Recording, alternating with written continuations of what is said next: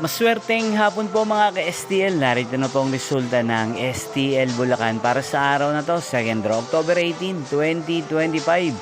Araw ng Sabado. Naway ang mga natayan niyo pong mga numero kanina ay manalo nawa ngayong hapong ito, 4 p.m. Kaya kunin niyo na po ang inyong mga ticket. Narito na po ang resulta.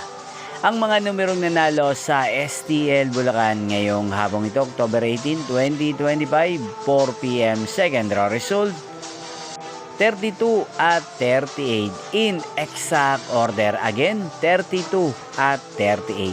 At ngayong hapong ito sa STL Bulacan, natin pong i-shoutout si Ate Sophia ng Bulacan na nanonood po sa channel ito. Shoutout po sa inyo, Ate Sophia. Sana po ay nasa maayos kayong kalagayan.